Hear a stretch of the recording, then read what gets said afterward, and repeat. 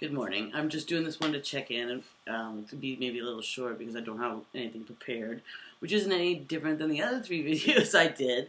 And for some reason, I used to be a whole lot better at impromptu speaking than I seem to be now. And now I'm looking also off into the distance, which is not something I want to do. But anyway, today it's Sunday. My kids and I are going to put up the nativity scene for our Christmas. Like, we don't do a Christmas tree because, first of all, what a pain in the ass. Second of all, I'm not sure that you could take a tree on the bus. Actually, I would do it. I could try. I would try to pull that off for sure. If it was a short one, I think I could do it. I don't know what the biggest thing I ever took on a bus was that I tried to get home. I don't know. I think maybe 2 giant camp chairs was the biggest I ever did. But they weren't that big.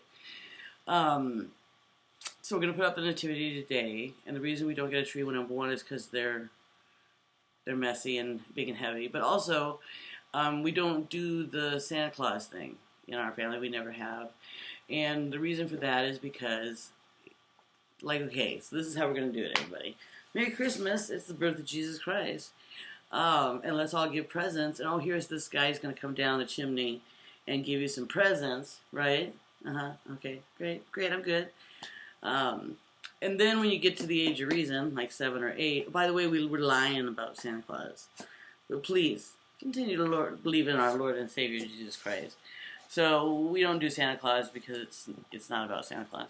We actually, many years, unless Mom's being really lazy or whatever, we do a birthday cake. And the kids really like that, and I like it too. So that's kind of fun. And we have different... it's not just one nativity. We have a bunch of little ones that we all put up. And then we keep the baby Jesus out until Christmas morning. And I put it out, and then we put the presents out and everything. So that's kind of nice. And inevitably, I do have a cat, although I tried to get her to be on the camera before, but she didn't want to. Inevitably, the cat sits in the center where the baby Jesus is supposed to go on the build-up to Christmas. And then when the baby Jesus gets there, it is sitting in the manger. Cat doesn't care, just puts it right down on the baby Jesus. So that's kind of, I mean, it's funny anyway. She's a good little kitty. Marceline is her name, and she is, in case you're wondering, and I have friends who have children, I have friends who have adult children, and I have friends who have no children. But there is this show called Adventure Time. Adventure Time, come on, grab a friend. We'll go to very distant lands. Anyway, it's actually a really interesting show. There's many characters in it. It is a children's show. However, like when I first had the kids and it would come on, right, they're 3, 4, and 5, I felt very uncomfortable with them watching. It was a little bit advanced, right? But then now that they're like, okay, I'm not have to think about how old my children are. You know, they're older now. They're 10, 11, 12 in this period. I like it quite a bit, and I enjoy it as an audience member. The illustrations are quite lovely, and the characters are quite full. Anyway, Marceline is the vampire sister of Princess Bubblegum. I think they're sisters or they're cousins. And I think Marceline also has a history with the Ice King, but I don't watch it consistently enough to know the full storyline. So I'm sure someone out there can correct me and tell me what's right. It is a beautiful day here in Saskatchewan. We're in Saskatoon, which is the Treaty 6 land, traditional homelands of the Métis and Plains Creek. Bear with me a second. Come on. I'm talking about you. Marceline.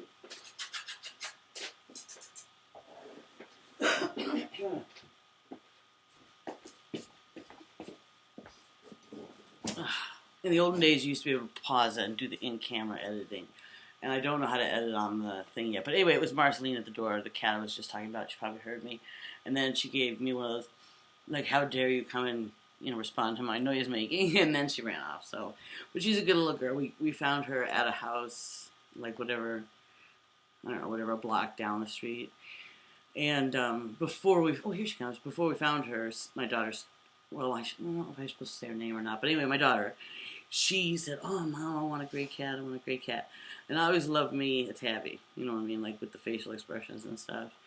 And she's a gray tab. So it came out perfectly. Now she's giving the egg eyes. And she's, oh, here we go. Anyway, so we're very lucky to have her. And when we first got her, she wouldn't sit up in anybody's lap or cuddle in any way. And then the longer we've had her, finally circled into where she'll sit down with me and stuff like that. So she's a good little girl. Somebody cut the fur off of next to her tail, and now when she walks around, she looks like a little elephant in the back. But no, she's not going to come up and say hello. I hope you notice I got my hair on today. This is one of the wigs I bought during the early days of the pandemic when my boyfriend Justin Trudeau was sending us money all the time. The Canadians are very clever on how the government spends money, and I can get into that another time, but Americans wouldn't believe it. The first paycheck I got in Canada, there was a column that said VACPAY. And I was like, what the hell? Because it was an hourly job. I was like an art educator at a museum. And so I said, well, and it was a plus. And I was like, oh, damn it. Like they accidentally put money on my thing. And then they're going to come take it back when I need it, right? Oh, see, she doesn't want to play. Anyway, so I went and asked my boss. I'm like, what's this VACPAY? She goes, oh, that's your vacation pay. Since you only work Tuesday and Thursday, you're not going to get paid you won't be here on the civic holidays, and so they pay you for those days, even though you don't normally work those days, and you wouldn't only get a civic holiday since, right, you get me here. Yeah, that pretty much blew my mind, so. Pretty nice, and I also think that you can tell from the tax forms here, it's interesting because they ask the same questions almost of everybody, so that poor people and rich people alike have to fill out the same form, and I'm not really sure what that tells me about it, but I think it's interesting, and consequently, I usually pay somebody, $35 to $50 to do it for me because I'm not that smart. And when I was doing it myself, I would sign the bottom of it, because they say, sign here to say that things are as correct as you think they could be. And I always would sign and say, I have no faith in my calculations. You may want to check this. And then they actually do. They'll check it here for you, and then they'll send you the corrected thing. So, it's very interesting. I don't know if I showed I think I did give the sound effects in this. So now I've done this 4 times, and this is interesting. Somehow I'm making myself a little bit uncomfortable doing this, and I'm just going to try to get past that because I really want to do this, so that's kind of nice. Yeah. Did I say pandemic hair? Yeah, I got that from Justin. Yeah, I must have said that. I got a couple of them. This one I like a lot because it's got the bangs, and so I don't have to work so hard to keep it installed. Some of them have these. I thought I was buying ones that would have, I don't know how to explain it. All the ones that I have, they put them on like baseball caps, okay? There's a clear edge. But then there's these other kinds you can get where you glue them down on your head, and I thought I was ordering a couple of those, and then I got something else. But they come from far, far, far, far, far away, and I think you take what you can get, right? I mean, that's the nature of life as a whole. So anyway, I'm going to try to do better with notes. I don't want to say that every single time. Because when I listen to podcasts, I listen to a lot of them, and I can make recommendations of that later. I can actually make better recommendations if someone could, did I already say this? Could someone please explain to me why this is backwards on my camera? Because I could put, information there, but I can't if it's going to be backwards, except everybody knows it says COVID-19. Right, COVID-19 here. Anyway, this one sheds worse than a dead horse, so I'll just tell you that. You'll know if I'd been by your house in this thing.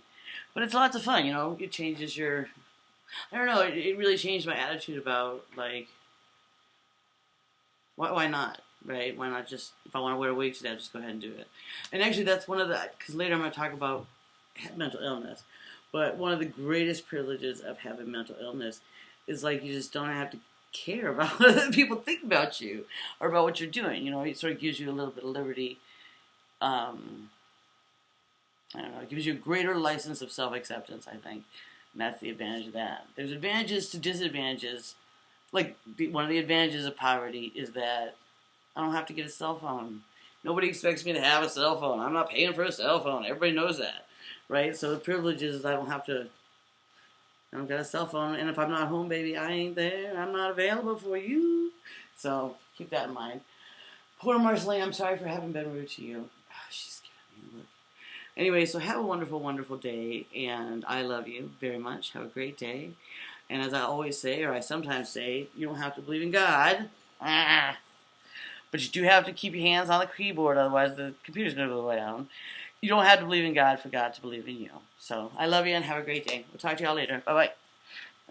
Maybe I shouldn't do that. I don't know. We'll get this all sorted as it's going along.